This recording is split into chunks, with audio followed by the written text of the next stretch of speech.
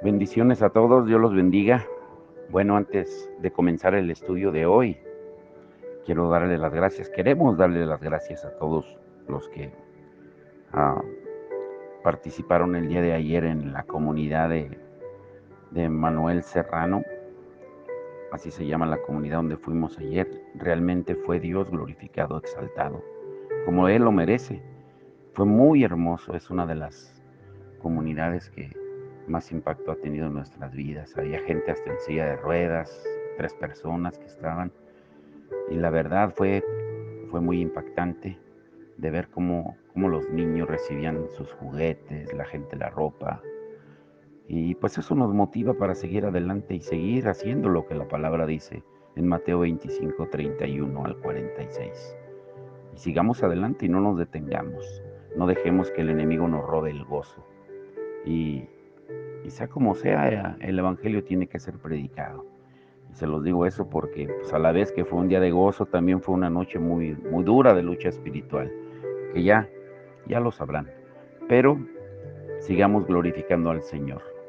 Y continuamos con las 7 señales del discipulado sano. Estamos viendo la cuarta señal, que es descubrir los tesoros escondidos en la aflicción y la pérdida, en medio del dolor. Hoy, el título de hoy es 3 fases de Dios para procesar la aflicción y la pérdida. 3 fases de Dios para procesar la aflicción y la pérdida. Antes de comenzar, hay que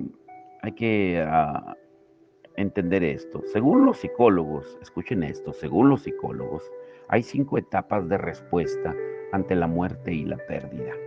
En la negación, la ira, negociación, depresión y aceptación. Otra vez, negación, ira, negociación, depresión y aceptación. Y luego más tarde se añadió una sexta etapa, hallar sentido. Pero Dios nos ofrece una teología bíblica como nuestro principal y primer marco de referencia.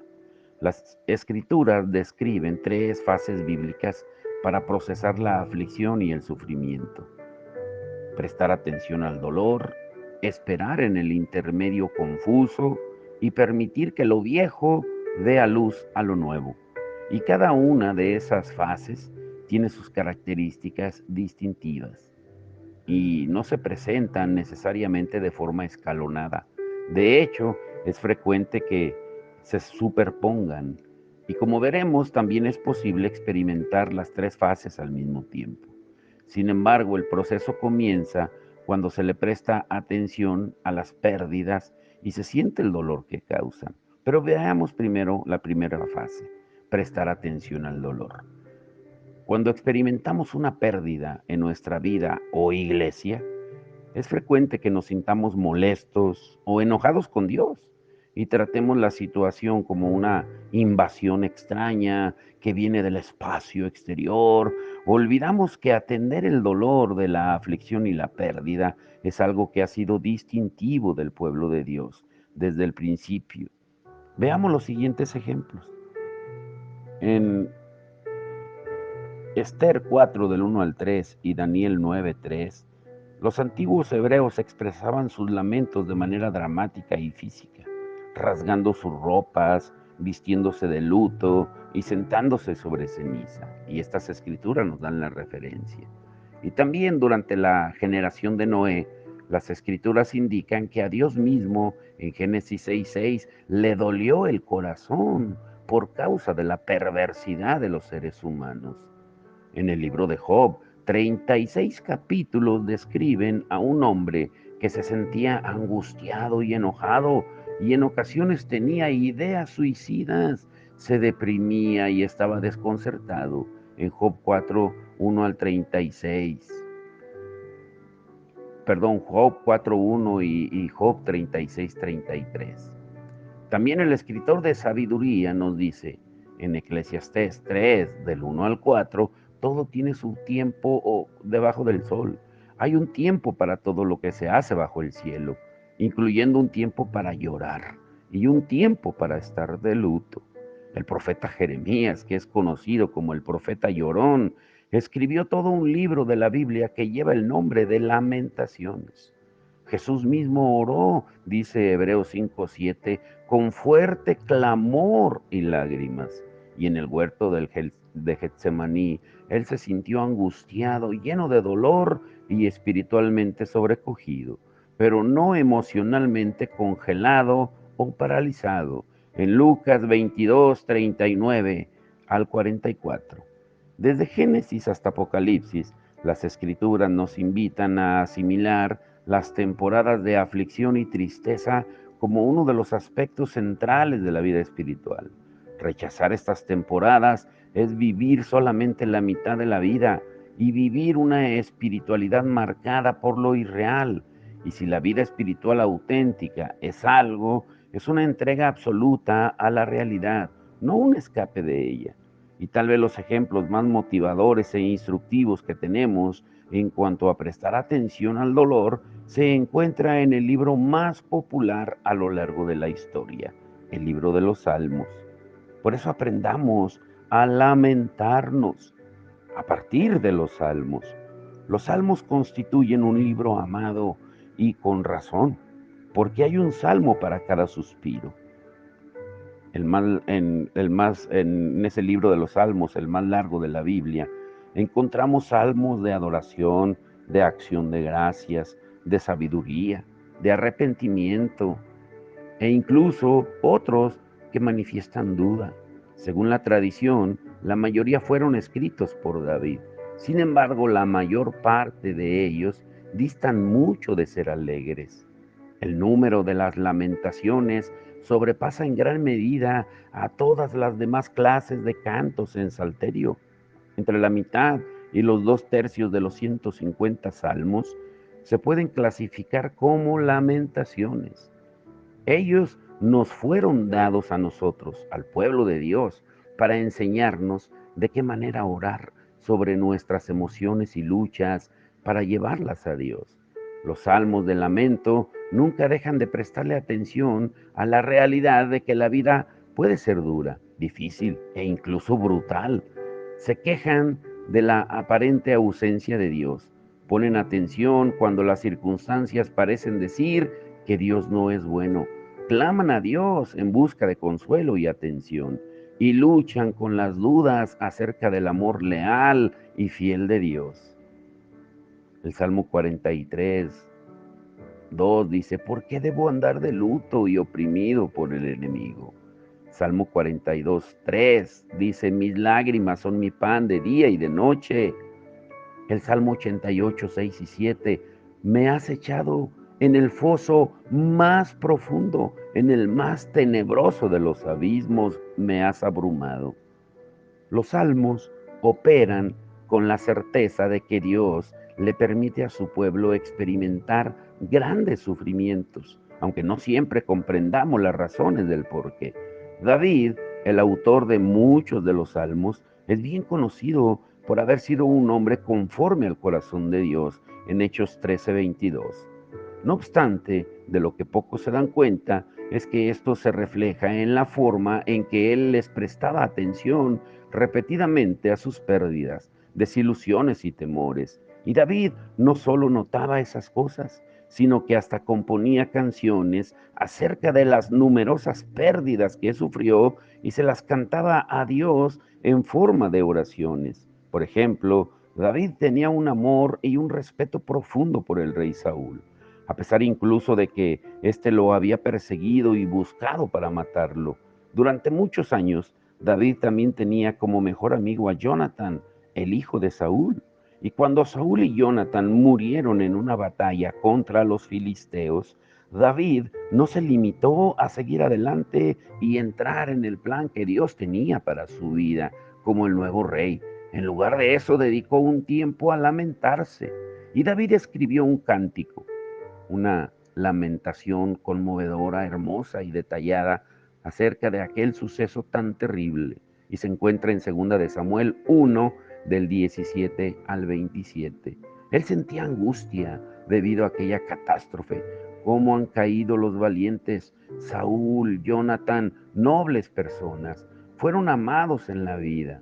En segunda de Samuel 1:19 dice que David llega incluso a dirigirse de manera directa a su amado Jonathan. ¿Cuánto sufro por ti, Jonathan? Pues te quería como a un hermano. En segunda de Samuel 1:19, del 23 al 26. Ahora, lo que resulta más instructivo para nosotros no es solo que David le prestara atención a su propio dolor, sino que también ordenara que ese lamento le fuera enseñado al pueblo de Judá que lo seguía. En segunda de Samuel 1:18. ¿Se lo puede imaginar? Precisamente en el momento en que se enfrentaba a la monumental tarea de hacer la transición de todo un país a un nuevo gobierno, David ordenó que todos se unieran a él primeramente en una expresión común de dolor. Él quería que su pueblo aprendiera a lamentarse, al expresar su dolor por la gran pérdida que Israel había sufrido. Ahora, ¿cuándo fue la última vez que la iglesia dedicó todo un servicio a lamentarse o a enseñar sobre lo importante que es llorar, las pérdidas para la madurez espiritual? Te lo diré de nuevo. ¿Cuándo fue la vez que tu iglesia dedicó todo un servicio a lamentarse o a enseñar sobre lo importante que es llorar las pérdidas para la madurez espiritual? En su calidad de líder, David comprendió lo indispensable que es el lamento para una vida espiritual sana. Él sabía que llorar las pérdidas antes de seguir adelante era una elección. Sin embargo, siguió ese descenso hasta las tinieblas, confiando en que Dios iría a encontrarse con él y su pueblo ahí. Y lo que esto exige de nosotros es que nos neguemos a vivir paralizados e insensibles, a ponernos una máscara o contener nuestros sentimientos, incluso si eso ha sido lo que decidimos hacer durante décadas. Y grábate muy bien esto: hasta que no estemos dispuestos a aprender, a sentir nuestras emociones, nos perderemos la gran revelación y el gran tesoro que se encuentran en la forma en que Dios procesa la aflicción. Por eso aprendamos a sentir. Cuando nuestro dolor y nuestra aflicción quedan sin expresarse o sin que los sintamos, los estamos sepultando vivos y como consecuencia perdemos el acceso a la profundidad y la amplitud de los sentimientos que Dios nos ha dado, y nuestra vida emocional queda comprimida dentro de una caja muy limitada. Y al final, los sentimientos que sepultamos se van abriendo paso a través de la tierra de nuestra vida y se manifiestan en síntomas como la depresión, la ansiedad y el vacío interno y la soledad. Hay 4 preguntas para ayudarte o ayudarnos a identificar y poner atención a tus emociones, en particular aquellas que puedan estar escondidas por debajo de la superficie. Antes de dedicarte a ver las preguntas, cierra los ojos y siéntate tranquilo por un momento y pide a Dios que te guíe y te hable, y mantente atento a cualquier cosa que Dios quisiera decirte. Utiliza por lo menos 1 o 2 minutos para reflexionar sobre cada una de las 4 preguntas y escribir tus respuestas. Escribe todo lo que te venga a la mente. Anota cosas del presente, el pasado reciente y el pasado distante. Primero, número 1, ¿qué es lo que motiva que te sientas enojado o enojada? ¿Una traición, un comentario hiriente hecho por un compañero de trabajo, un familiar, una falla en el carro, una oración no contestada, etcétera? Número 2, ¿qué es lo que te entristece? ¿Una pérdida grande o pequeña, una desilusión o una decisión que tomaste u otros? Número 3, ¿qué te mantiene ansioso o ansiosa? ¿Tus finanzas? ¿Tu futuro? ¿Tu familia? ¿Tu salud? ¿Tu iglesia? Y número 4, ¿qué te hace sentir alegre? ¿Tu familia? ¿Una oportunidad? ¿Tu iglesia? Como opción también puedes explorar el iceberg ¿Recuerdan el iceberg? Que solamente podemos ver el 10% por encima del agua, pero debajo del agua está el 90%. Puedes explorar tu iceberg con un amigo con el que tengas confianza, un hermano, una hermana. Tu amigo se limitaría a hacerte las preguntas una a una y a escuchar atentamente mientras expresas lo que sucede en tu interior. Yo en lo personal me he encontrado con muchas personas que tienen temor de sentir algo. Les preocupa que al entrar en contacto con sus emociones liberen un verdadero torrente de odio, de amargura o desesperación desde su interior. Y tal vez esto sea cierto.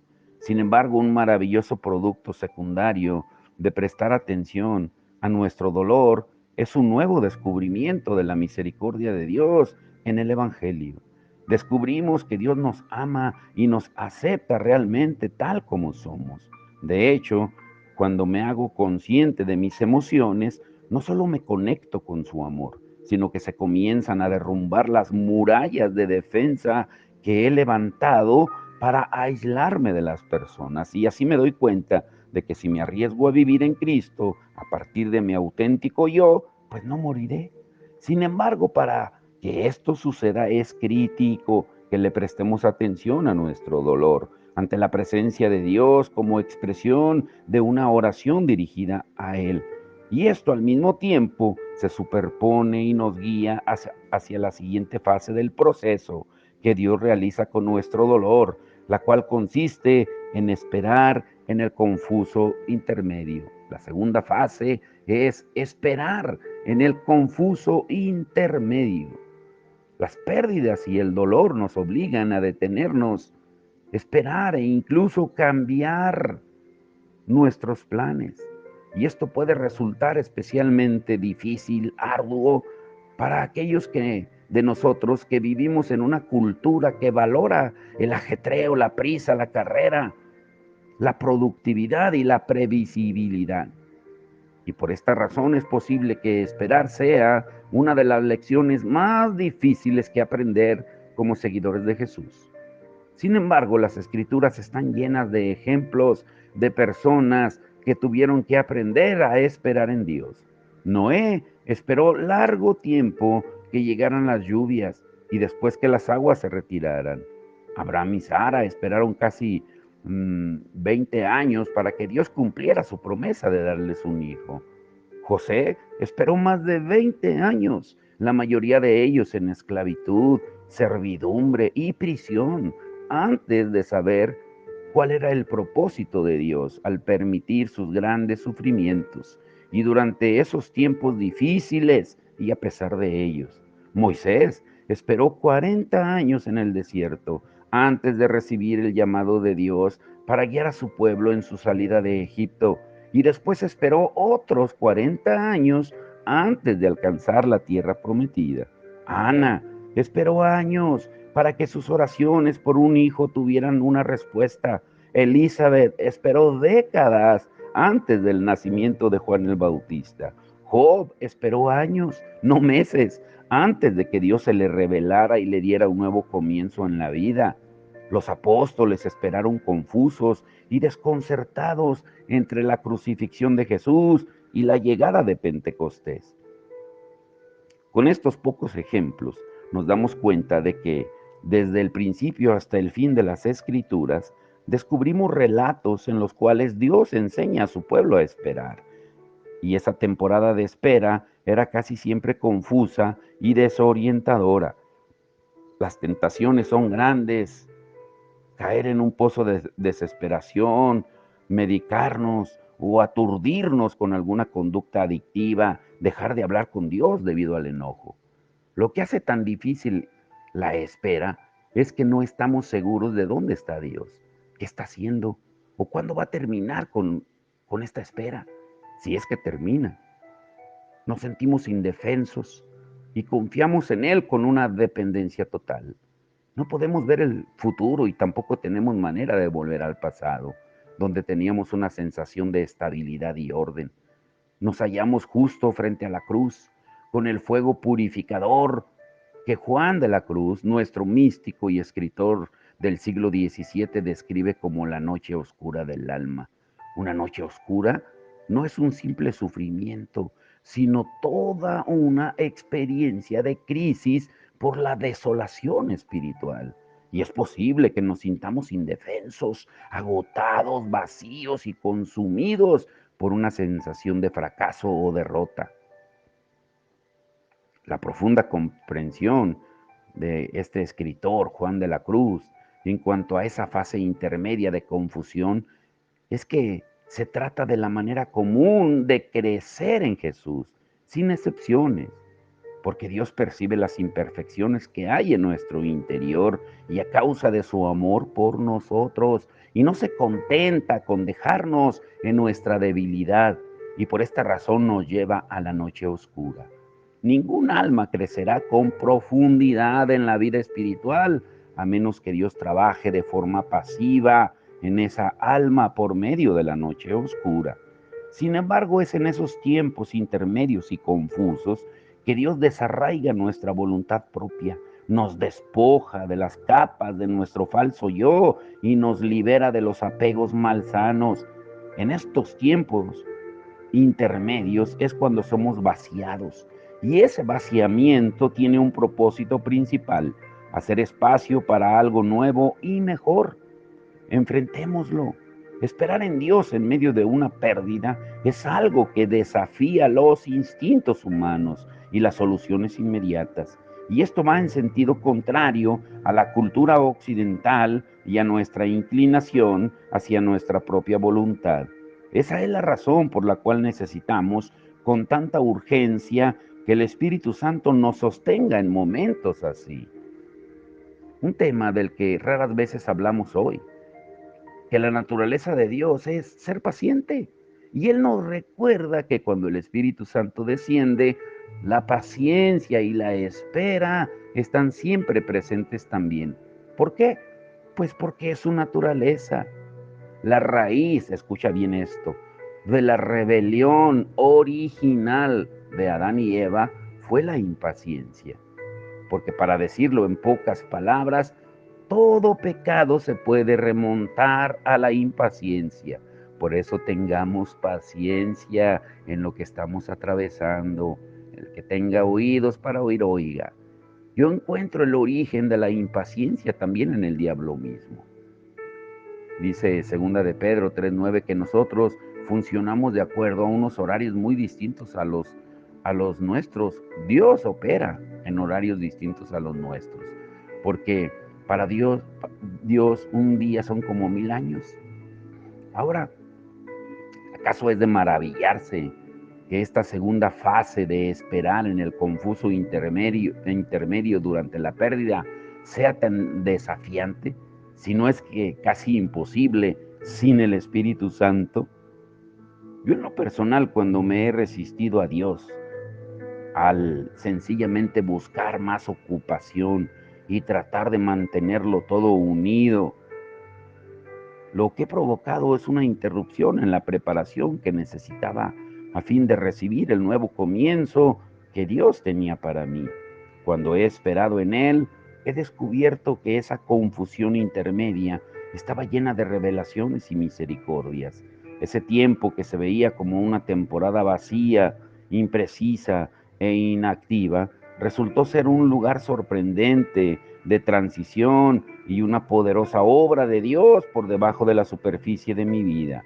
El mismo principio de los confusos intermedios o noches oscuras se aplica igualmente a los grupos y las iglesias. Ahora, a veces nos rebelamos durante el confuso periodo intermedio, en lugar de abrazar el periodo de espera en el que nos encontramos. Cuando Dios parece estar ausente, la tentación consiste en huir de Él, renunciar a la fe o caer en la desesperación. Pero la buena noticia es que incluso entonces Dios nos encuentra y se reúne con nosotros. Después de haber vivido una gran cantidad de temporadas como esa y como la que estamos viviendo, lo que nos capacita para mantenernos fieles cuando llegue la siguiente desorientación en el tiempo intermedio es la verdad de que nada se desperdicia. Dios usa todas las cosas, incluso las confusas noches oscuras del alma, para nuestro beneficio, su gloria y el bien de los demás. Huir de Dios y nuestras angustias durante esas temporadas de desorientación no es lo que sana nuestro dolor. Al contrario, eso solo lo empeora. Para sanar y crecer necesitamos atravesar el valle de sombra de muerte mientras caminamos hacia la luz. En las tinieblas descubrimos cosas nuevas. Cuando somos fieles en el confuso intermedio, pasamos finalmente a la fase siguiente de nuestra respuesta a la aflicción y la pérdida. Permitir que lo viejo dé a luz a lo nuevo. Y aquí es donde le permitimos a Dios que reformule nuestras pérdidas para que podamos recibir los tesoros que Él tiene para nosotros. Pero hay un confuso intermedio que tiene que ver con el perdón. Los que afirman que la decisión de perdonar es solo un acto de la voluntad, sin importar cuál sea la gravedad de la injusticia, no comprenden la enseñanza bíblica más amplia sobre la aflicción y la pérdida. Con el fin de perdonar realmente a otra persona de corazón, primero debemos sentir el dolor de la pérdida y permitir que Dios nos guíe a través de la confusa fase intermedia de la aflicción. Cuando Jesús dio su vida para perdonarnos, no dijo, bueno, ellos hicieron lo mejor que pudieron, no pudieron hacer nada más. Él no era indiferente ni carecía de emociones. Al contrario, Jesús sentía realmente el dolor de nuestra rebelión, de nuestra falta de voluntad para recibirlo, mientras colgaba de aquella cruz y oraba diciendo, Padre, perdónalos porque no saben lo que hacen. El proceso del perdón siempre incluye sufrir antes de despegarse tanto por parte de la persona que ofrece su perdón como de la persona que lo pide. A mí me preocupan los que perdonan enseguida, los que tienden a perdonar con rapidez para evitar su propio dolor, o perdonan con rapidez para tomar una ventaja sobre las personas a las que perdonan, y su perdón instantáneo solo empeora las cosas. Perdonar a una persona que nos ha herido profundamente es algo que requiere un milagro que solo Dios puede hacer. No obstante, si esperamos con Él durante ese confuso intermedio, pidiéndole que haga lo que solo Dios puede hacer, como cambiar nuestro duro corazón por uno blando, se libra algo nuevo dentro y por medio de nosotros.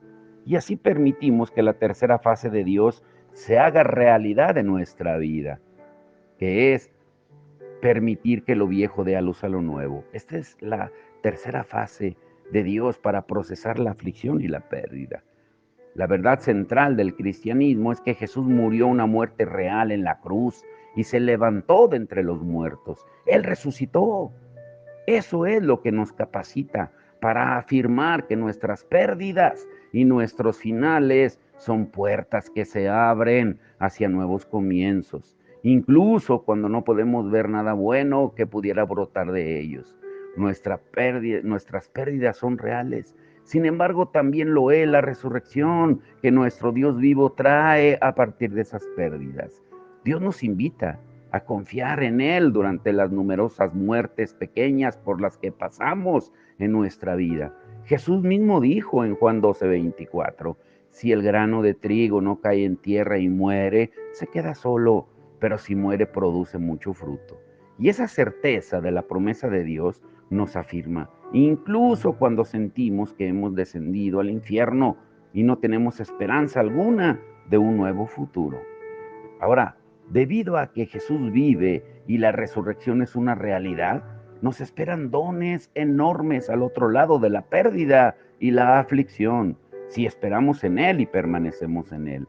Lo que hace que esta tercera fase sea tan diferente a las fases anteriores es que hacemos realmente la transición hacia algo nuevo. Conozco a personas que son buenas para prestar atención a su dolor, a la primera fase, y esperar en Dios, la segunda fase, pero no sueltan lo viejo para que puedan hacer la transición hacia lo nuevo que Dios tiene para ellos, la tercera fase. Conozco bien este problema porque esta es una de mis tentaciones. Me identifico con los prisioneros de la Segunda Guerra Mundial que, según dicen, salieron de los campos de concentración después de ser liberados solo para regresar a sus barracas restrictivas e infestadas de piojos. ¿Por qué? Porque se sentían más cómodos en ellas. Ellos habían aceptado una indefensión aprendida que los mantenía atascados en un mal lugar. Ya se habían acostumbrado y con frecuencia lo que parece ser un final catastrófico se convierte en cambio en el fundamento de un grandioso nuevo comienzo si seguimos el camino marcado por Dios para nuestro dolor. Hemos experimentado eso en nuestra propia vida, mi familia y yo. Lo he presenciado en un incontable número de vidas de otras personas a lo largo de los años. De hecho, se producen cambios milagrosos en nosotros cuando seguimos el camino radical de Dios. Prestar atención al dolor que acompaña a la pérdida y esperar en Él cuando todo lo que quisiéramos hacer sería huir de su lado. Pero Dios nos ofrece una revelación de sí mismo. Cuando aceptamos nuestras pérdidas, se nos ensancha el corazón ante lo incomprensible, lo imposible de rastrear, lo infinito, lo trascendente, lo inagotable y lo perfecto que es Dios. Cuando algunas personas abandonan a Dios, en verdad se están acercando al Dios real y eso es algo bueno. El Dios que está, el Dios que están abandonando no es el Dios que encontramos en las Escrituras. Los caminos de Dios son mucho más altos y amplios de lo que podríamos imaginar. Y como Jeremías en medio del desastre de la destrucción de Jerusalén a mano de los babilonios, descubrimos las profundidades de su amor y su fidelidad, que son nuevas cada mañana, como dice Lamentaciones 3, 22 al 24. Y nos damos cuenta de que nunca terminaremos de progresar o crecer en la inagotable vida de Dios. Ahora, quédate muy bien con esto último. Dios nos hace más gentiles y compasivos. La tristeza suaviza nuestras defensas y los demás consideran que somos envases más seguros de Jesús. El grado en el que suframos nuestras propias pérdidas está en proporción directa a la profundidad y la calidad de la compasión que les podemos ofrecer a los demás. No hay compasión sin muchas lágrimas. Para llegar a ser como el Padre, cuya sola autoridad es la compasión, tengo que derramar un número incalculable de lágrimas y de esa forma preparar mi corazón para recibir a todos, cualquiera que haya sido su camino, y perdonarles de corazón. Al asimilar nuestro propio dolor, somos capaces de entrar al dolor de los demás. Nos convertimos en personas amorosas, maduras y en verdaderos padres y madres de la fe. Y Dios nos da una revelación mayor de nosotros mismos. La aflicción nos revela hasta qué punto la voluntad propia permanece profundamente enraizada en nosotros. Yo nunca comprendí, al menos al nivel del corazón, el hecho de que Jesús yaciera sobre el suelo en Getsemaní, luchando y abrumado ante la voluntad del Padre, hasta que experimenté mi propio Getsemaní, mi propio dolor. La pérdida nos desprende de algo de manera muy parecida a como el jardinero poda una planta para que dé mayor fruto. Y Dios hace algo en nosotros por medio del fuego de la aflicción que engrandece nuestra capacidad para esperar y someternos a su voluntad. Y ese quebrantamiento nos distancia y vacía de manera que Él pueda llenarnos con su vida. Y entonces, a partir de nuestra unión con Jesús, Él nos puede llenar con una capacidad de fructificación nueva y extraordinaria. Dios nos convierte más en nuestro verdadero yo en Cristo. El dolor tiene un impresionante poder para quitarnos las máscaras que presentamos ante el mundo. Los logros o dones con los cuales nos identificamos en exceso desaparecen y se desintegran, y estamos más liberados de tener que impresionar a los demás y evitar el dolor como si fuéramos aún adolescentes. Nos sentimos capaces de seguir el plan de Dios con una nueva libertad y ahora nos podemos deshacer de las cosas insignificantes de la vida que tantos otros anhelan con desesperación. Y lentamente va surgiendo algo más verdadero. Cristo en nosotros y a través de nosotros. Y reconocemos nuestro quebrantamiento y nuestra vulnerabilidad en lugar de cubrirlos de nuevo. Y nos liberamos de la ilusión de que hay algo más valioso o hermoso que el don de amar a Dios y ser amados por Él. Dios hace que estemos realmente más vivos ante nuestro asombroso mundo y disfrutamos una valoración nueva y vivida de lo sagrado que es todo en la vida. El cambio de estaciones, el viento, la caída de las hojas, los días festivos, la belleza interna de las personas. Nuestro corazón se expande para experimentar las profundidades de la vida que se hallan debajo de su superficie y nos sorprendemos con mayor frecuencia ante la maravilla y el milagro de la vida. Después de esta fase final en el proceso de la aflicción, ya no somos las mismas personas, porque por fin nos hemos dado cuenta, grábate muy bien esto, que así como el Jesús resucitado les mostró sus heridas a sus discípulos después de su resurrección, ahora nos envía a nosotros al mundo para que también les mostremos nuestras heridas. Juan 20, 19 al 28, medítalo. Te lo diré de nuevo. Así como el Jesús resucitado les mostró sus heridas a sus discípulos después de su resurrección, ahora nos envía a nosotros al mundo para que también le mostremos las nuestras. Pero vamos a orar.